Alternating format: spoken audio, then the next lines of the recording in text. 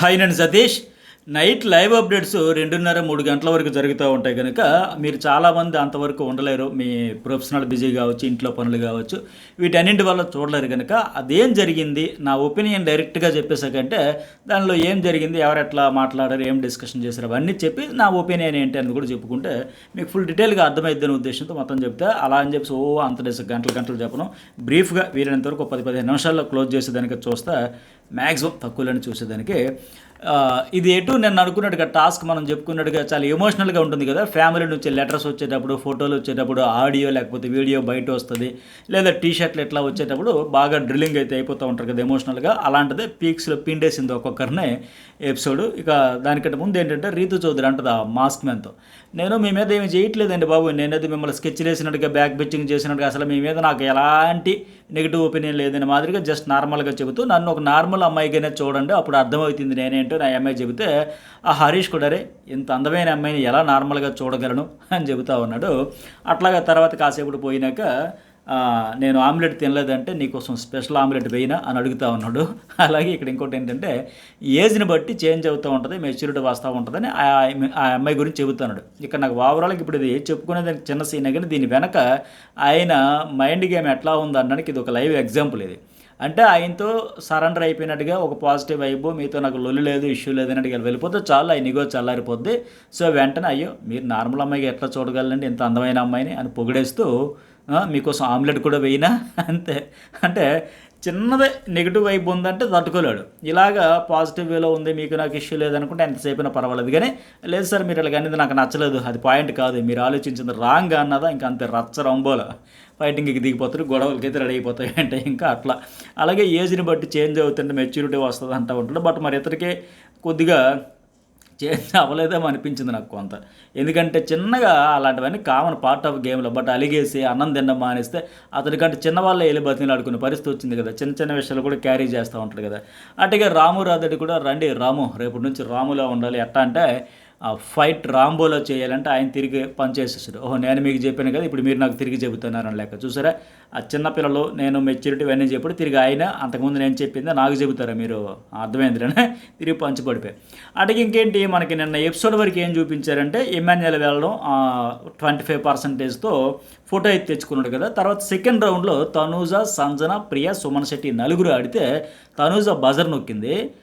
ఆ తర్వాత ఇక వెంటనే ప్రియ అయితే ఏడుపు మొదలుపెట్టింది. ఎందుకంటే టీం అంతా ఓదారుస్తారు ఆమె. ఎందుకంటే కొంచెం ఎమోషనల్గా డ్రిల్లింగ్ అయితే ఉంటుంది కదా. ఫ్యామిలీ నుంచి ఎలాంటి ఫీడ్బ్యాక్ వచ్చిందో గేమ్ గురించి చెబుతారు కదా, ఒక ఇన్పుట్స్ ఏమైనా అందకపోతాయా, వాళ్ళ ఆడియో కావచ్చు, ఫోటో కావచ్చు, ఏదైనా 3 వీక్స్ ఒక ఫ్లోలో వెళ్ళిపోతున్న వాళ్ళకి ఆ ఫ్యామిలీ వైపు ఒకసారి ఆటలో ఇన్వాల్వ్ అయిపోయి రైటో రాంగ్ ఆడుతున్న దశలో ఒక్కసారి ఫ్యామిలీని గుర్తు తెచ్చేసరికి వాళ్ళ నుంచి ఏదో వచ్చింది, ఇంటి వరకు వచ్చింది, రూమ్ వరకు వచ్చిందో, అడుగు దూరంలో మీకు ఆమె దూరంలో ఆగిపోయింది అన్నప్పుడు ఎవరికైనా పెయిన్ ఉంటుంది. అది కష్టమే మాటల్లో భరించడం, తట్టుకోవడం.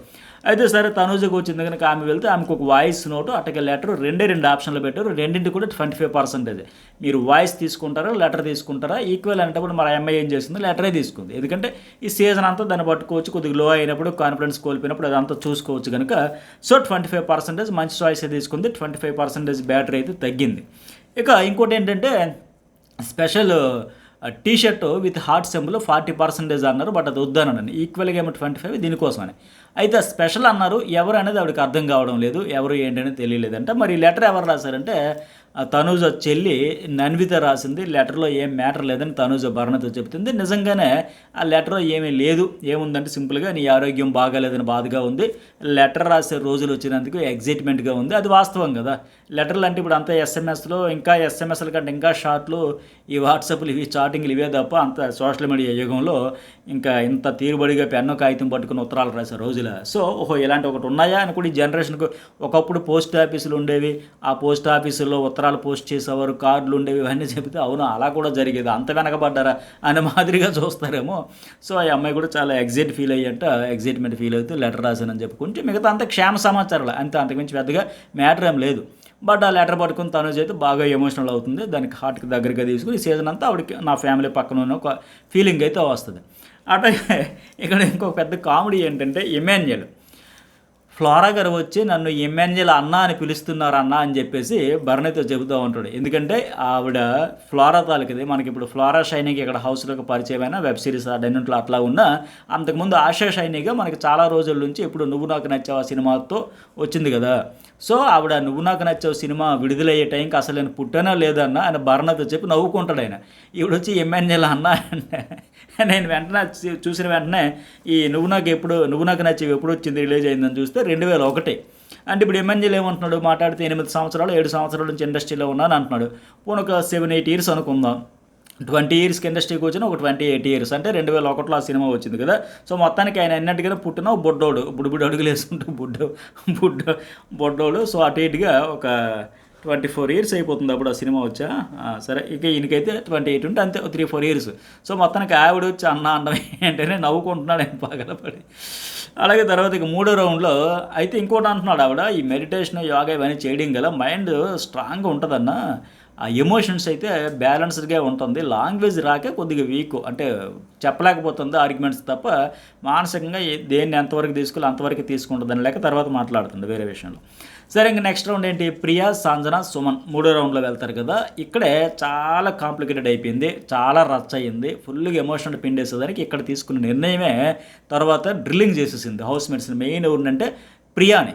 ఇన్ని రోజులు చూసిన ఒక ప్రియా వేరు, ఈరోజు ఎపిసోడ్లో మనం చూడబోతున్న ఒక ప్రియా వేరు. అంతలా పాపం బాగా పెయిన్ఫుల్ అయిపోయింది ఆవిడకి.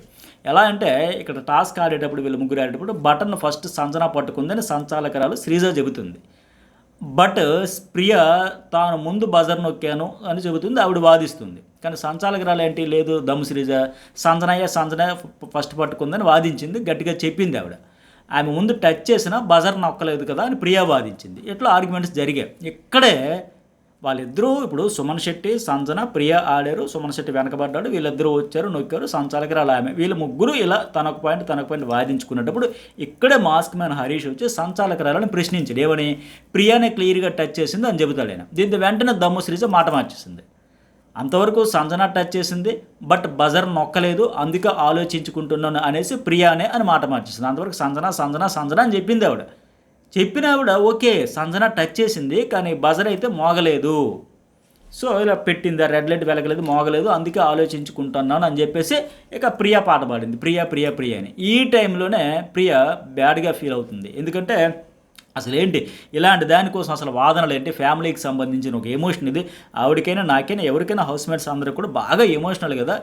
ఇప్పుడు ఇక్కడ ఇంత డిస్కషన్ జరిగాక ఫస్ట్ ఏమో నువ్వు సంజన అన్నావు, తర్వాత ఏమో మాస్క్ మ్యాన్ చెప్పిన తర్వాత మళ్ళీ ఇప్పుడు ప్రియా అంటున్నావు, ఆలోచించుకొని చెబుతున్నాను అంటే ఇలా ఆలోచించుకొని చెబితే గతంలో ఏం జరిగిందో చూసాం కదా వద్దు అని లెక్క ఆవిడేంటంటే ఫెయిర్గా ప్రియా వద్దు ఇప్పుడు ఇంత రచ్చ జరిగిన తర్వాత నేను వెళ్ళడం బాగోదు, ఇది ప్యూర్లీ ఫ్యామిలీది కదా, ఇంత ఎమోషన్లో ఎవరికైనా పెయిన్ ఉండదు, వద్దు సంజన గారికి ఇచ్చేయండి అని ఆమె ప్రియా పదే చెబుతూ ఉంటుంది. బట్ దమ్ము శ్రీజ మాత్రం ఏమాత్రం ఒప్పుకోలేదు, నేను ఒప్పుకోను ప్రియానే ఆవిడ పట్టుపట్టు కూర్చుంది. ప్రియ ఒక పక్క బతిమలాడుతూ ఉంటుంది, ఏడుస్తూ ఉంటుంది, నేను వెళ్ళను నాకు ఇష్టం లేదు అంటే శ్రీజ అయితే ఒప్పుకోదు. ఇంకా ఎవడేదో ఫుల్గా ఏడ్చేసి ఆ తర్వాత సంజన కూడా వచ్చి నచ్చ చెబుతుంది, వద్దులే ప్రియ నువ్వే వెళ్ళు ఇంట్లో వాళ్ళు చూస్తే బాగోదు, వేరేలా వెళ్తుంది ఏంటి మా అమ్మాయి ఎప్పుడు ఏడుస్తూ కూర్చుంటుంది అనుకుంటారు, సో నువ్వే వెళ్ళి ప్రియ ఆవిడ మరి సంచాలకరాలుగా నువ్వే అని చెబుతుంది కదా, సరే వెళ్ళలే అని లెక్క ఆవిడ చెబుతూ ఉంటుంది. సంజన ఆవిడ ఏడుస్తూ ఉంటుంది, ఒక సంజన కూడా ఆవిడకి పెయిన్ ఉంటుంది కదా.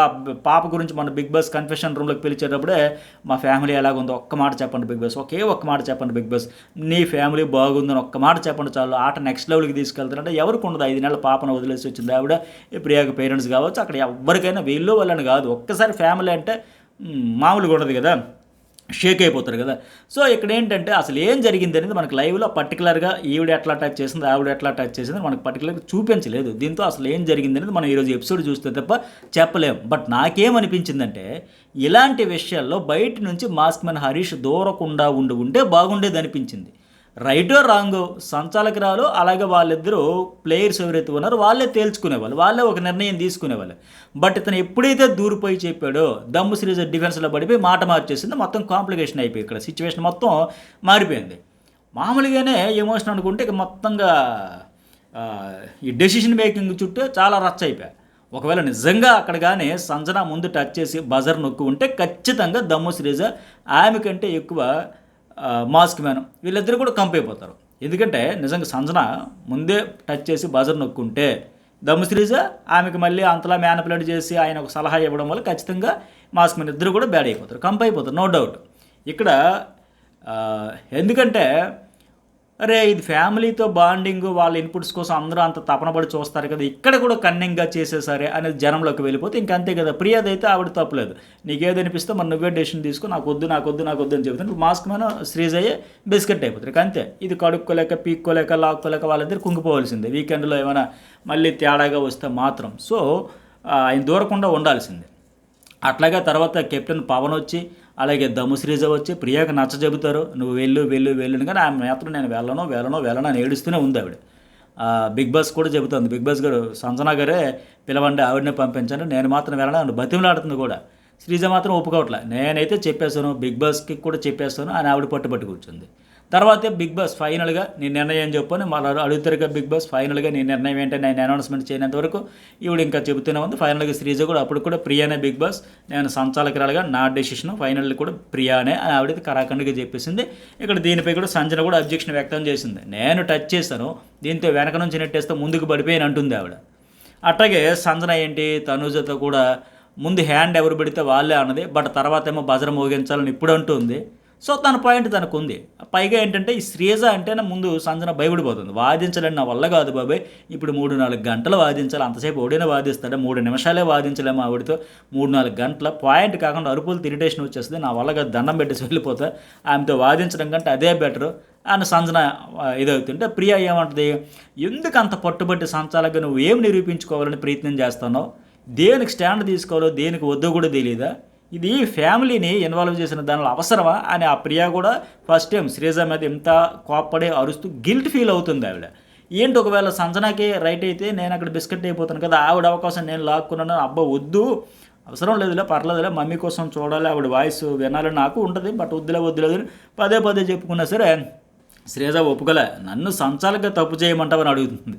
సో ఇదే పంచాయతీ చాలాసేపు జరిగింది. ఇంకా ఆవిడ ఏడవడం, ఈవిడ ఇలా చెప్పడం, ఆవిడ ఏడవడం, వాళ్ళిద్దరూ ఏడవడం, ఈవిడేమో నేను ఇదే అని చెప్పడం, మళ్ళీ దమ్ము శ్రీజ వచ్చి ప్రియానే బిగ్ బాస్ అని ఆవిడ గంటపదంగా చెప్పేసింది. సో తర్వాత ఇంకేం చేస్తుంది సంజన వెళ్ళి ప్రియాతో మాట్లాడుతుంది, ఇద్దరం కలిసి వెళ్ళి కెమెరాకి చెబుదాంరా దమ్ము శ్రీజకి ఎమోషన్స్ లేవు, మన ఎమోషన్స్తో మన పెయిన్తో మన దీంతో ఆవిడకి ఏం సంబంధం అవసరమే ఉండదు ఆవిడకి, ఎందుకంటే ఆవిడ ఎంతసేపున వాదిస్తుంది, మనం అట్లయితే సిక్ అయిపోతాం ఆవిడతో వాదించి కూర్చుంటే. సో వచ్చే కెమెరాకి ఏదో చెబుదాం డిసైడ్ అవుదాం అని చెప్పేసి అంటే ప్రియా వచ్చి అప్పుడు కూడా బిగ్ బాస్ నాకు వెళ్ళాలని లేదు సంజనాకి ఇవ్వండి అని ఆవిడ చెబుతుంది. సంజన కూడా బిగ్ బాస్ నేనే ముందు టచ్ చేశాను కాబట్టి ప్రియా కూడా నేనే వెళ్ళాలని కోరుకుంటుంది కాబట్టి నాకే అవకాశం ఇవ్వండి అని ఆవిడ చెబుతుంది. సో ఇక్కడే వీళ్ళిద్దరూ దమ్ము శ్రీజ మెంటాలిటీ గురించి కూడా మాట్లాడుకుంటారు. ఎదుటోళ్ళ ఫీలింగ్స్తో కానీ ఎమోషన్స్తో కానీ సంబంధం లేదు, ఆవిడకి ఎంత చెప్పినా వృధా. సో ఇలాగని చెప్పి వీళ్ళు మాట్లాడుకుంటారు. సో ఇంకా దీనికి తర్వాత ముందు ఏం జరిగింది అనేది అయితే ఆ తర్వాత ఫైనల్గా నాకున్న అప్డేట్ ప్రకారం ప్రియాకి అవకాశం వచ్చింది, ఆవిడ కొన్ని 40 పాయింట్స్ వరకు వాడుకుంటుంది. సో కానీ దానికి తర్వాత చాలా ఇంట్రెస్టింగ్ కాన్వర్జేషన్ కూడా జరిగింది, చాలా ఇష్యూ అయితే నడిచింది. అదంతా ఏంటి అనేది మీకు మరొక స్పెషల్ వీడియోలో అప్లోడ్ చేస్తే, ఇప్పటికే జర్నలిస్ట్ సతీష్ ఛానల్ అప్లోడ్ చేసి ప్రోమో వచ్చింది కదా, ఆ ప్రోమోకి ముందంతా ఇది జరిగింది, ఆ ప్రోమో తర్వాత అంతా ఏం జరిగింది, అసలు ప్రియా వెళ్ళిన తర్వాత ఎట్లా డెసిషన్ తీసుకున్నారంటే ఇక్కడ మాస్క్ మీద తర్వాత నైట్ లైవ్లో ఒక మాట అంటాడు శ్రీజ ప్రియా వీళ్ళతో, మీరు ఎమోషన్స్ ఇవన్నీ పక్కన పెడితే ఏం పేరు ఆవిడ సంజనా గారికి వదిలేయాల్సిందండి, వదిలేసి ఉంటుంటే అప్పటికే ఇమాన్యుయల్ ఒక 25%, తౌనజ్ ఒక 25% వాడుకున్నారు కదా, మిగిలిన 50లో ఈవిడ ఎంత వాడుకుండేది, ఒకవేళ సెల్ఫిష్గా ఎక్కువగా వాడేసుకుంటే ఒక 40% ఇట్లా వాడేసుకుంటే ఆవిడ ఏంటి ఎంత సెల్ఫిష్ అనేది బయటపడిపోయేది కదా, సో కంప్లీట్గా బ్యాడ్ అయిపోయేది కదా అని లెక్క చెబుతూ ఉన్నాడు. అతను మొత్తానికి సంజన మీద పీకల వరకు పెట్టుకున్నాడు విషయం అర్థమవుతుంది, ఆవిడ ఒక బ్లెండర్ చేయాలి లేదా సెల్ఫిష్గా అనిపించుకోవాలి, అది ప్రూవ్ చేయాలని కంకణం కట్టుకున్నాడు. సో ఇతని పాయింట్ ప్రకారం అయితే మరి నాకున్న అప్డేట్ ప్రకారం ప్రియా 40% వాడుకుంది, కానీ అక్కడ లాజిక్ ఏంటి, ఆవిడకి ఆప్షన్ ఇచ్చాడా ఇవ్వలేదా, అసలు ఎట్లా జరిగింది, ఆ 40% చుట్టూ చాలా గేమ్ డ్రామా అయితే నడిచింది. అదంతా కలిపి భరణి బాక్స్ కూడా ముడిపెట్టాడు కదా ప్రోమోలో మనకు వచ్చినట్టుగా. సో ఇదంతా కలిపి ఇప్పటికే మన జర్నలిస్ట్ సతీష్ ఛానల్లో చాలా ఇంట్రెస్ట్గా జెన్యూన్ అప్డేట్స్ అన్నీ కూడా అనలైజ్ చేసా, అవి ఒకసారి చూడండి, ఈ వీడియో కూడా లైక్ చేయండి, సబ్స్క్రైబ్ చేయడం అయితే మర్చిపోకండి. అట్లాగే మిగిలిన వాళ్ళకు కూడా రీతు చౌదరి, ఫ్లోరా, అలాగే శ్రీజ వీళ్ళకు ఒక టాస్క్ ఇచ్చారు, అందులో ఎవరు గెలిచారు అని చాలా అప్డేట్స్ అన్నీ కలిపి ఆ వీడియోలో అప్లోడ్ చేస్తారు జర్నలిస్ట్ సతీష్ ఛానల్లో. ప్రోమో లైవ్ లీక్స్ అంతా కలిపి వేరే లెవెల్లో కంటెంట్ అయితే ఉంటుంది, ఆ వీడియో కూడా చూడండి. ఈ వీడియోకి ఒక లైక్ సబ్స్క్రైబ్ అయితే మర్చిపోకండి, మెసేజ్ కూడా పెట్టండి మీ ఓటు ఎవరికి ఏంటనేది.